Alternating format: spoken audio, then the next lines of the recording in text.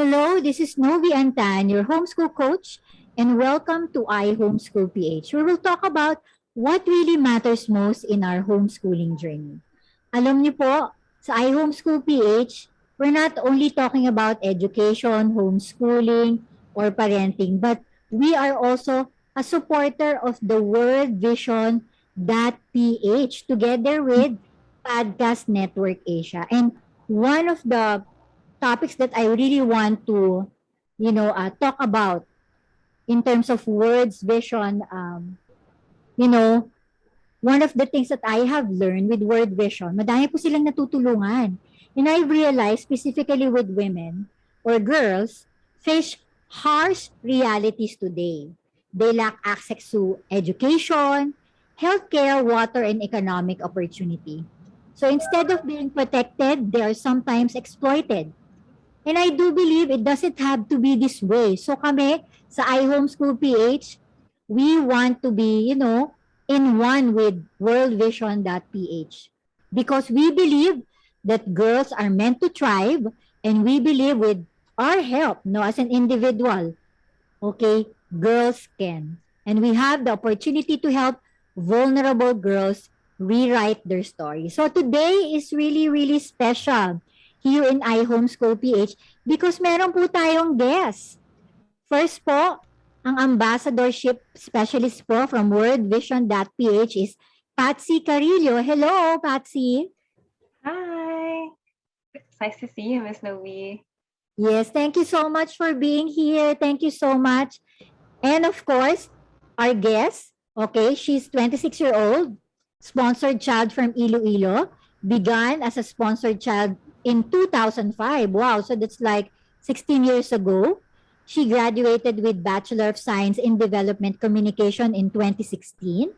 And she's now working with World Vision as a project coordinator for Pro Futuro. So let's welcome Cherry May Dorado. Hello. Hello, good afternoon naman, Miss Novi. Yeah, thank you so much for being here. Thank you sa tiyaga. I know it's hard to connect, no? Sometimes with all of this internet and digital discrepancies, pero thank you so much for trying your best. So let's get on, no? I'm so excited with this topic because I do believe as a homeschooler, I we need to, educate the families kung ano ba talaga ang vision ng World Vision.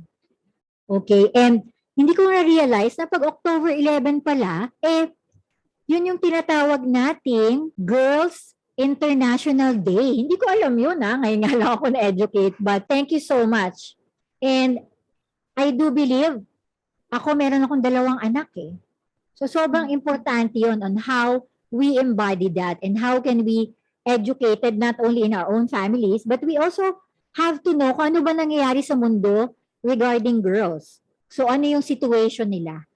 So nakakatuwa lang po because of this campaign, ang tinatawag po na Girls Can, this one really aims to give girls a better future through child scholarship and helping them to reach their potential and achieve their dreams. So ano ba ito? Ano ba tong Girls Can na to? So maybe Patsy or Cherry can be able to answer. So what is the Girls Can campaign? So Girls Can campaign, actually we call it 1,000 Girls also. So this began po in World Vision Australia. Na-pick up na lang rin po siya ng buong international partnership po. Tapos 3 years na po tayo nag-celebrate ng International Day of the Girl po with World Vision through 1,000 girls. So the main goal po talaga is to have hopefully 1,000 girls sponsored. And we also hope, as we sponsor 1,000 girls, we also hope to empower them through child sponsorship po. So mga parents, kailangan po i-educate po natin ang ating mga anak, no? Even in the comforts of their homes, they will be able to help with World Vision. Because if no one will help and stand for them, no, how can they attain their goals, no?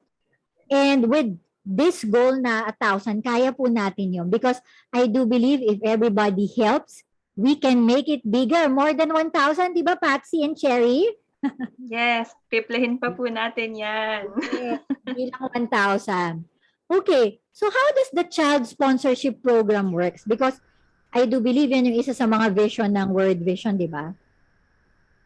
Yes, so child sponsorship is very holistic po yung approach po natin, no? So maybe Cherry can also share kung paano siya naapektuhan ng child sponsorship. So yung iniisip po kasi ng iba pag child sponsorship, bata, parang yung individual lang na child yung naapektuhan. So it goes beyond that.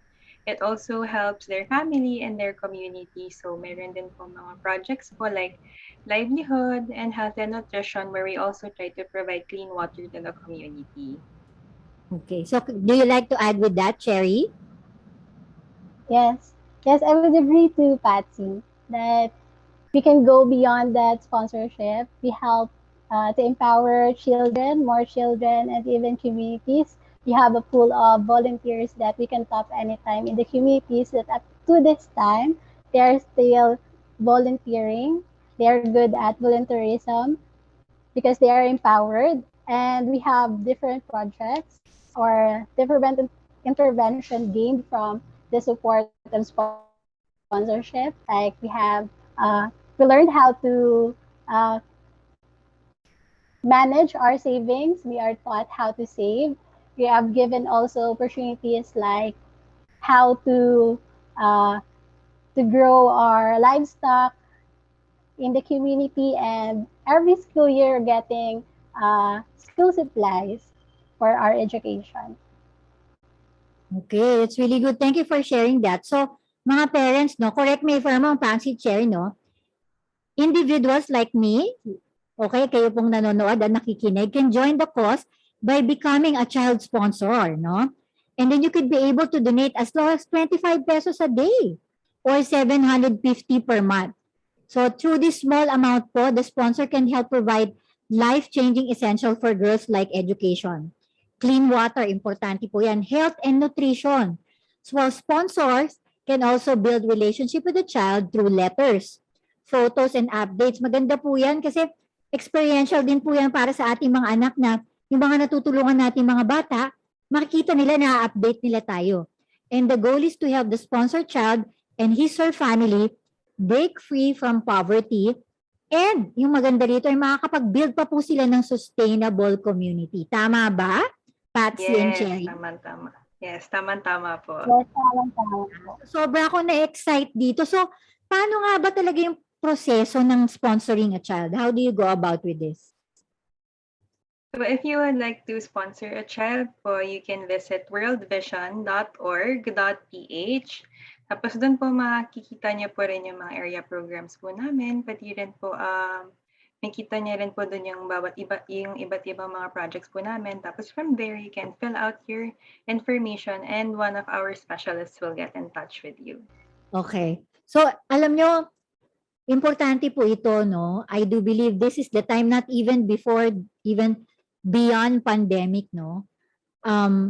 Teaching our kids how to be compassionate is so essential. Sponsoring a child is really personal. And that's one way, kahit na maliit na seed, it's an effective way for us to be able to help poverty, especially here in the Philippines. When you sponsor a child po in need, we are trying to build connection that encourages the child and gives him hope for a brighter future. And ang maganda po to, habang 'di ba nag-update po, nag-sponsor kayo ng isang pamilya, makikita rin po ng anak natin yung development ng batang tinutulungan natin. So ang maganda rin po rito, sponsorship is sustainable. Unlike one-time donation, sponsorship allows for a community to be able to thrive kasi ito po ay nagpo-provide for them for the tools that need to overcome the poverty. Not even in time of pandemic, but beyond pandemic. Okay? Tama ba ako? Baka sabihin niyo sa mali ako Hindi Pero po, tama-tama po. kasi kami lang asawa, we experienced that, no? And we also sponsor kids as well. And iba talaga yung connection that between the one who is updating us of what's happening to them, no?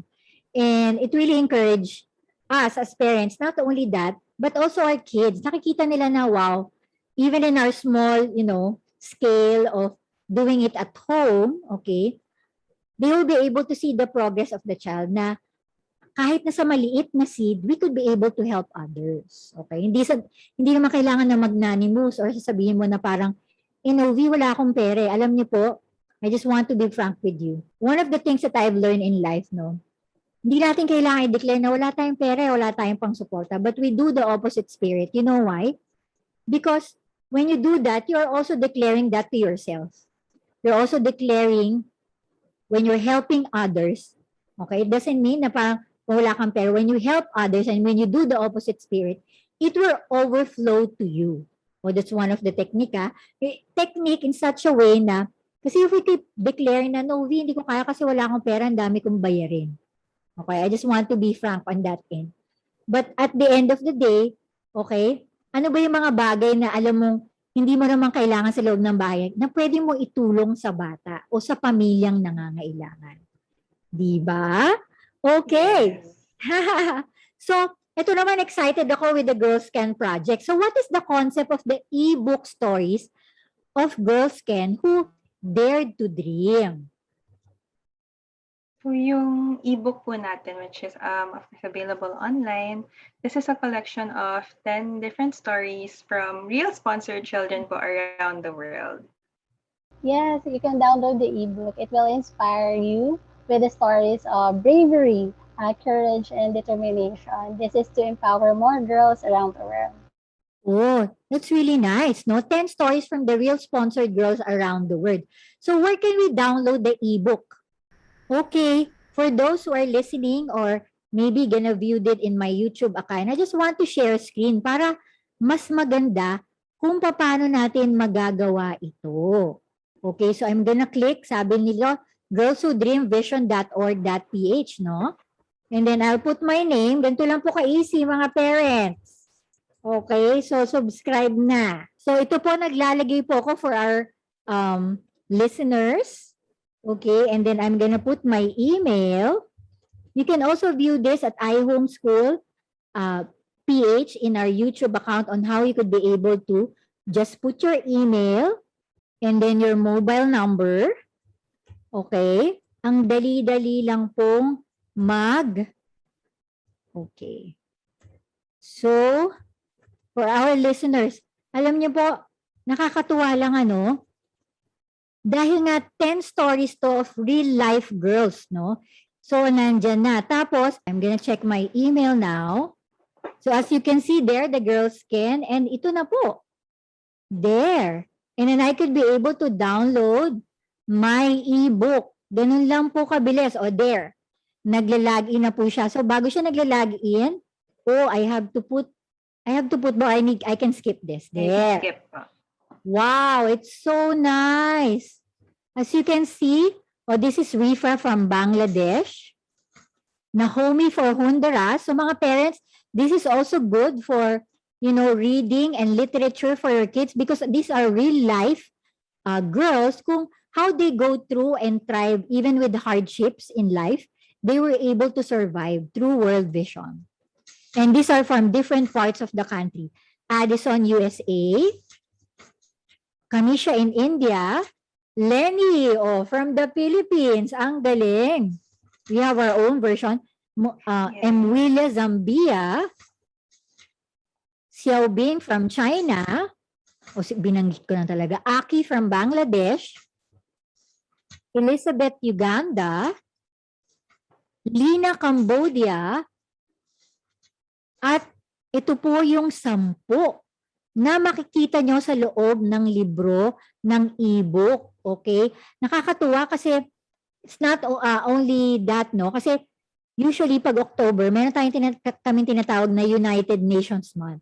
And this is one of the things that you can use, mga parents. Kasi this one are real life kids na, yun nga, a while ago, I was able to tell you na makikita mo, what can we learn from these kids through those hardships, paano sila nakasurvive. So, this is also a fresh information for us and something that we could be able to inspire, di ba? So, ito pwede niyo pong i-add sa inyong curriculum, mga parents. So, subscribe na po at ito po ay libre. Okay, libre po ito. I just want to ask, no, with this ebook as a parent, so how how can we support this campaign, this Girls Can campaign? Aside from child sponsorship po, so for parents po, pagdating po sa ebook po natin, the main goal po talaga is to spark a conversation with the parents that bravery and being strong is not just gender specific po eh. So that is why I agree. we want to release, yes, that's why we want to start the conversation that girls can also be strong, just like Cherry here. Yes. In your experience, Cherry, can you share a part of your life na talagang girls can? Yes, I would agree. World Vision has been the instrument for me to be empowered. So I'm a child of Saidok Bambor, and we are six in the family. I'm the second eldest. So despite of those poverty, I get to be empowered to dream more, to dream big, and be who I want to be, which I am enjoying it right now Oh, wow, with World nakaka-inspire Vision. naman. Thank you for Yes. sharing that. Thank you. So, I just want you to be informed, no? To be able to support this campaign, mga parents, okay, you may sponsor a girl through the World Vision website at www.worldvision.org.ph. And please follow them, follow the World Vision Philippines on Instagram and in Facebook. So, ano nga ba talaga ang World Vision, Patsy and Cherry? What is World Vision? World Vision is a Christian non-government organization po, and we really aim to empower po the children, and not just the children, but also their families and their communities. So we have been in the Philippines for more than 60 years, and I think Sherry can also add to that since she's also part of our field staff. Okay. Probably I will not add more about World Vision, but I think I'll add how World Vision have helped me. I'm a living story of World Vision, how they impacted communities. World Mhm. Vision is real, like some notions of others that probably know nang there are some NGOs na ganon. So World Vision is real. They are really sponsoring children, and they're having impact in the communities that they serve. And if you have extra, support World Vision. Yes, totoo yun, no? So what do you do today, Cherry, para ma-inform naman sila? How many years have you been in World Vision? Actually, I started working with World Vision since 2016 upon graduating, nag-apply ako sa World Vision as support staff. But officially, I've been hired 2017. So currently, I'm working in schools for helping children learn through digital education through the non-sponsorship project of World Vision, which is Pro Futuro. So I'm working with schools. I'm a project Wow. coordinator. Oh. So do you go to office every day ba? Even in this time of pandemic? Yes, I'm available in field. I'm not most of the time in the office. Mm. I'm living in the community. I'm living where I'm assigned to. So, curious lang ako, no? So how does World Vision chose you to sponsor you? How do you go to that process? Paano mo Actually, sila World na Vision before had that standard. Probably Patsy can share more. But for me, as I remember, I've been a sponsor child since my parents is qualified sa naging qualification na binigay din ng organization. And yun, because we are big in the family, the income of my parents is not that big, and my father is the only working in the family that time. Sige, Pat, maybe you can add.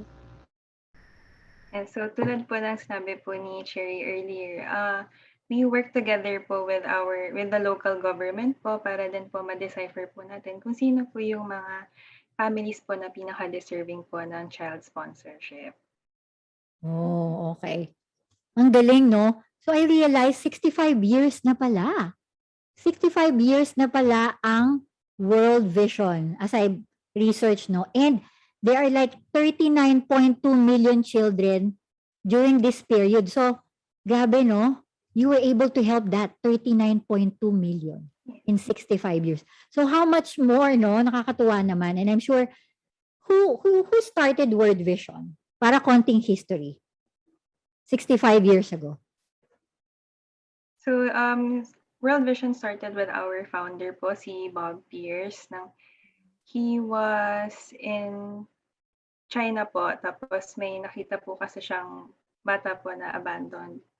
Tapos, may teacher po kasi na lumapit sa kanya, nang pinakita sa kanya yung bata. Tapos, nasabi, parang sobrang heartbroken nga rin po kasi siya kasi nakita niya yung child, and of course he felt compelled that he couldn't leave without even trying to help the child. So nag-agree rin po siya with the teacher na I will give you whatever is left in my wallet, and then I will ask, even when I go back to the States, ito ibibigay ko sa'yo monthly. So doon po nagsimula po ang child sponsorship. So ganoon din po ang child sponsorship, which is yung what we have now na 750 per month po siya. So doon po siya nag-originate. Wow. Ang galing pala. Buhay pa ba yun?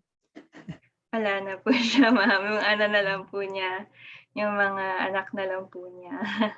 Okay, so worldwide, lahat nasa buong mundo yung World Vision may representative, tama? Yes po. So how many years na tayo sa Pilipinas?